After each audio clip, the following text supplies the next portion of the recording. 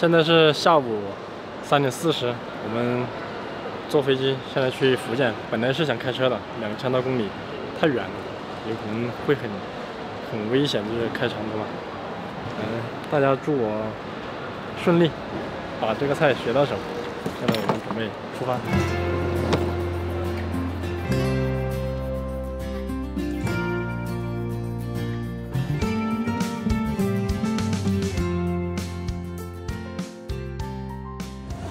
出发，我们这个属于学一个菜，只要你来到这个地方，你就已经成功了50%了，剩下的那就看个人了，对吧？迈出第一步非常重要。进入福州，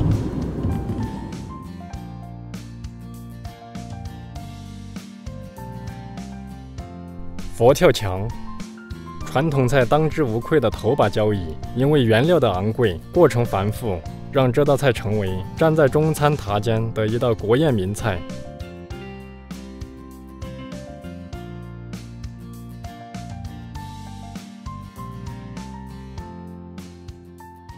好，我们刚才安顿下来，现在10点，哦呦，11点50了。现在我们去吃一个大排档。这个大排档说是开到晚上2点，这是我们吃的第一家。海鲜佛跳墙。对，海鲜佛跳墙需要几位？人均1份。今天要好好吃一下他们这里的特色菜。这一家店看起来还不错，有点复古。这个，这个暖色的灯笼。上面有射灯，也是一个灯笼做的装饰。它这个灯光布的很不错。这个28一份里面都有些什么？打开吧。一个虾，一个干贝，2个蛏子，就这些东西28块钱。其实它这个利润的话也不算太高，会去到10多20块钱，不贵。这个确实不贵。这个汤就是很纯粹的那个海鲜味，荔枝肉，微甜微酸，带一点点咸，咸和鲜，有芋头，韭菜一汤，一个果汁，然后总共是434，算下来人均的话也就40块钱左右吧。口味的话适合大众，这些菜我觉得做家常菜都很不错。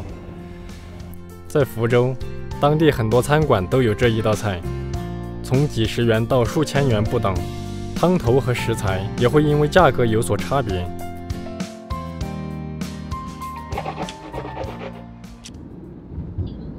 现在我们来的是第2家，跟昨天晚上我们刚到的时候差不多，都是站在下面点菜。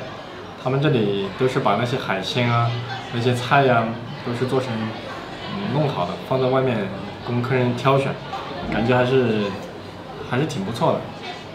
今天精神好一点，昨晚上睡得太晚了，迷得有点。好，我们现在等他上菜。你好，招牌荔枝肉、稻香肉哦。吃下这个荔枝肉，跟昨天晚上那里有点不一样。今天这个要更甜一些，然后更酸一些。它这个就直接用的是番茄酱。它这红烧肉是用那个草用来绑的。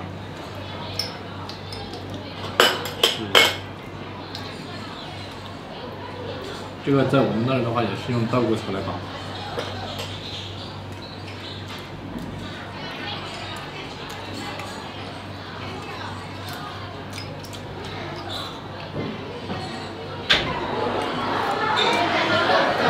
佛跳墙来了。这个大份的是108块钱。108。这个中份的是88。88。这是小份的佛跳墙，一份38块钱。38。是的，就是。但是这个少一些材料，味道肯定有点不一样。味道是一样的。味道是一样。这是对。原来这个汤，它吊的汤都是一样的汤，汤都是一锅吊起来的，然后这里面的材料它是放不同的材料进去，尝一下味道怎么样？我先尝一下108的，再尝一下88的，38的。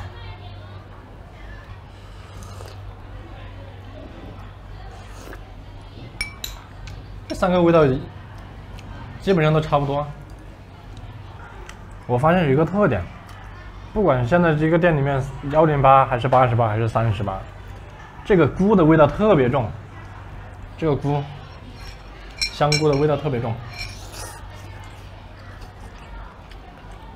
捞一下，下面还有什么？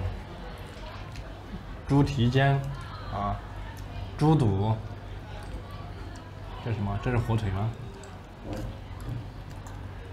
这个呢？干贝，可以叫干贝，也可以叫瑶柱啊。这个是什么？这个它切成薄片了，看不出来。材料大概就是这么多。108，我对更高价位的比较感兴趣。我想看一下那个688，1288、2888、6666，还有8888是什么味道？但这几个的话，我觉得就是一个汤，然后里面有很多材料而已。好了，现在我们都吃完了，所有同事一起把这些菜都干得差不多了。然后我们今天注意到一个现象，跟昨天的饭店有所不同，就是他们的服务员上菜都是小跑，传菜给服务员，服务员给经理，经理又给传菜。他们上菜这种速度是特别快，就是坐下来基本上10分钟就能够有菜上到桌子，然后后面陆陆续续的全部上来。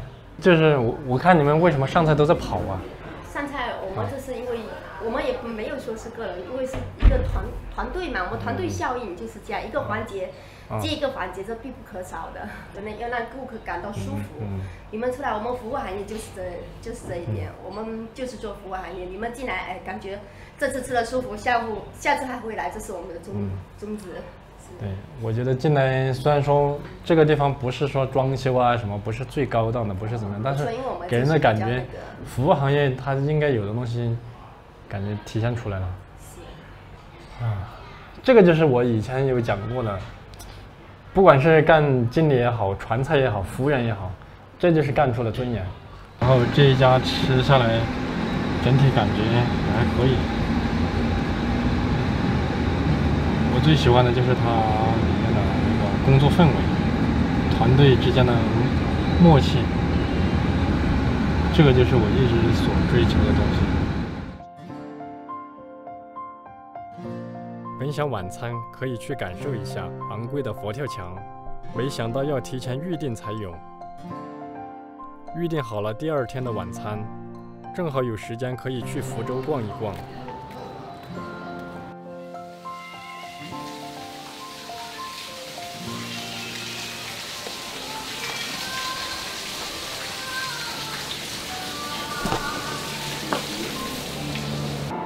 美满幸福的家庭成为毒品的牺牲品。这一趟福建我们反正来了，我们这次来到了这个林则徐这边，它的一个博物馆，我们在里面看了很多关于禁毒的一些信息。我们以前也非常的不容易，我们国家因为被鸦片折磨。然后我们往下面走，还有。而且这里的都是免费的，这是免费的门票，直接扫一个健康码就可以进去。这里是3坊7巷，感觉这里这些建筑都非常古老。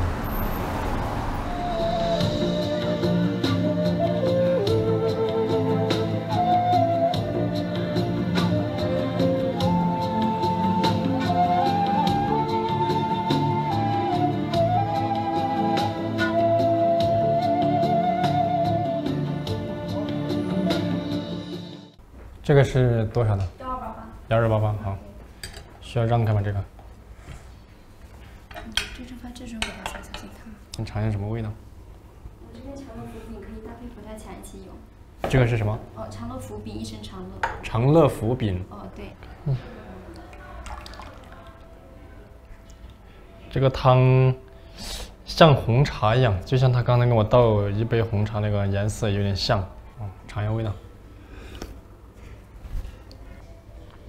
这个汤跟我们之前在排档里面吃的完全不一样，就是这个汤的话，它会比较稠。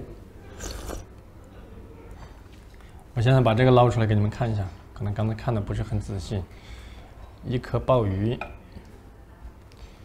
一个海参，这个是花菇，鸽子蛋，这个是蹄筋，这个是墨鱼啊，这个特别厚，那就说明这个墨鱼非常大。还有这个裙边，就是甲鱼的那个裙边，这个是花椒啊，这个是笋，我知道这个是笋。哇，这里还有一个鱼翅。先吃一个筋，我看一下这个是什么筋，尝一下就知道。牛筋，是牛蹄筋。啊，来吃一下这个海参，这是脆脆的海参的味道，但是我感觉它是放进去的时间不长，因为这个海参说实在中间没什么味道。然后来尝一下这个鲍鱼，我们之前吃排档里面的鲍鱼它是新鲜的，我就说肯定是贵一点的，它肯定是发出来的，因为新鲜的鲍鱼它是没有什么味道的，不管是口感啊或者是鲜味上面，它都是比这个干发的要稍微差一点点。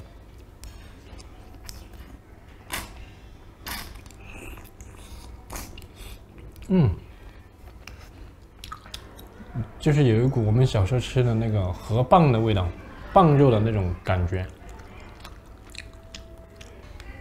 也有一定的鲜味。这个好软，超乎了我的想象，我以为是有一点脆的那种感觉。大家可以看一下这个盘子，这盘子已经可以挂汁儿了。这个鲍鱼没什么味道，而且硬，海参吧。没有入味，然后吃起来，它发的那个个头也没有把它完全发胀，就是说它还有一定的空间，还可以大一点点。可能是为了这个鲍鱼，不是，可能是为了这个海参它有那个口感脆脆的那种感觉，然后再吃一块。你看，它这个肉太紧了，甚至于说都有一点。咬不动，比如说我4杯就咬不动这个，肯定是咬不动。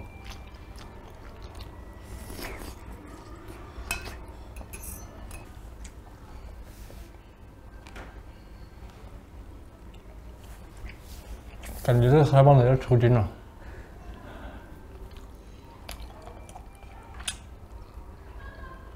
这还需要吗？不用收，就放这儿吧，放这儿。我刚开始以为这个是一条，没想到这个是一块。我们看一下，这个是清蒸的，就一块。但是大家看一下，这个肉非常的新鲜，它一蒸皮子收缩起来了，翘起来了，很新鲜，就这么一块。因为东星斑本身就很贵嘛，然后如果给一条的话，可能本钱他们也生不起。尝一下这个鱼，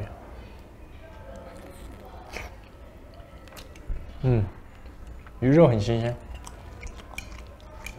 刘大师的话就是我们的刘大师，刘昌华大师。刘大师你好。你好。对，这就是我们的技术总监吴总，他是第5代传人。那刘大师的话是我们的郑春花第4代传承人。我叫王刚，我是来自四川的一个厨师，就是过来想跟您学习讨教一下。你坐。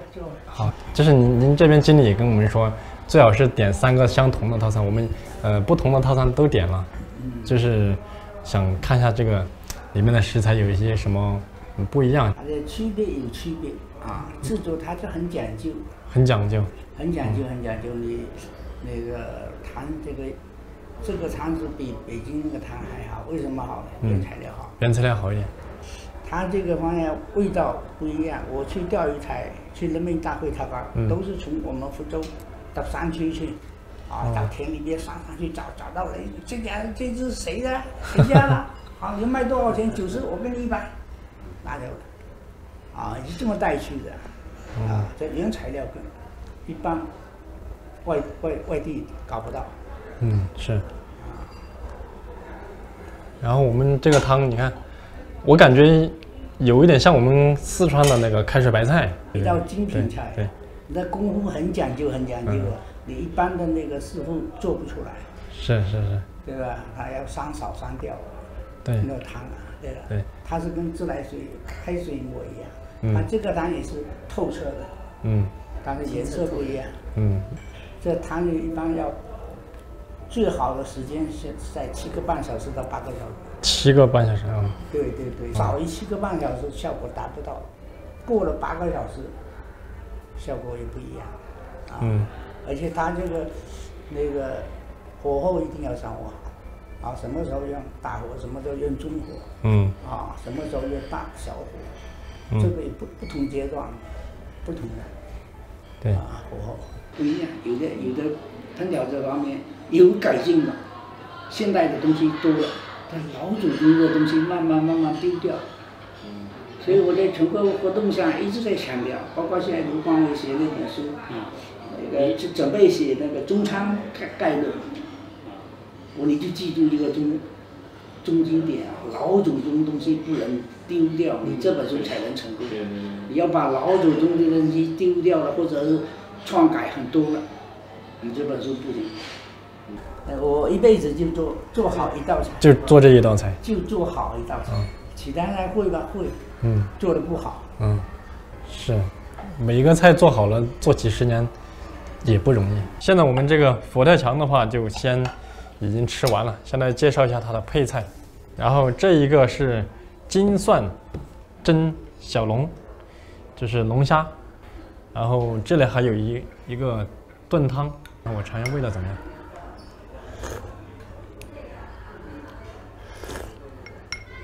属于咸香味的一个炖汤，然后给我的感觉1288的这个套餐，按照正常人的食量，比如说我，可能是要稍微有一点点撑才吃得下，才吃得完。然后一个佛跳墙，一个炖盅，一个虾，还有饼，还有其他一些小菜。好，我们现在开的这个是798啊，这个首先798跟1288的海参它就小了一截，鲍鱼也小了1号，鸽子蛋是一样的。现在材料就是这一些，感觉上的话就比1288的小那么一点点。然后我尝一下这个汤，